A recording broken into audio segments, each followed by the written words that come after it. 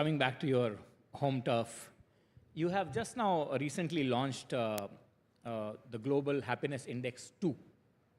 How does it differ from the Global Happiness Index 1? And what does this gross happiness index actually mean for people? So very quickly, gross national happiness is a development philosophy. And it was a development philosophy that was envisioned by His Majesty the Fourth King. It is a development philosophy that emphasizes the happiness and well-being of our people as the core purpose for growth. And so gross national happiness recognizes that economic growth is important. There's no doubt about that. But that economic growth must be balanced with social progress, with environmental sustainability, cultural preservation, and good governance. So that is gross national happiness. Even today, many economists, public service leaders, scholars, they are fascinated by the idea. Even today, they feel that it is relevant to them. And so we have measured gross national happiness. That is the GNH index. Yes. So over every 5 years, we measure it. And the purpose is not to measure the happiness of the people. It is to measure the gross national happiness of the country. GNH situation of the country as measured by what people perceive, how people perceive it to be. So we have 9 domains that we measure.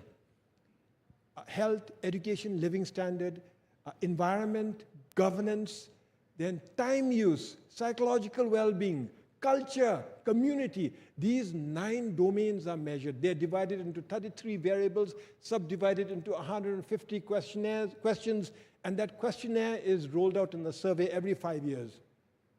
You can imagine how difficult it is to collect the material, analyze the material, and then we come up with an index. For instance, 0.756. So every 5 years, that index has been increasing slightly, indicating that the gross national happiness of the country is increasing slightly. A good trend. But that does not mean that we are the happiest people in the world.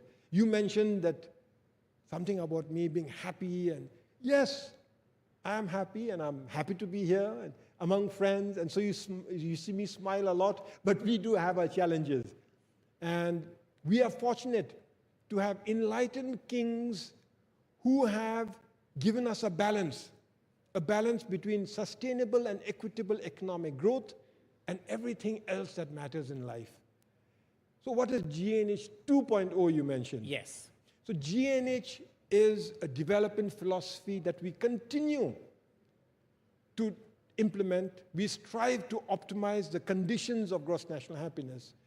GNH 2.0 is something that I thought of as taking GNH to the next level on 2 fronts.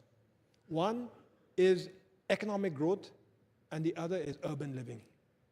And together, GNH 2.0 is basically an articulation, my description of His Majesty the King's royal vision, which is the Gelifu Mindfulness City.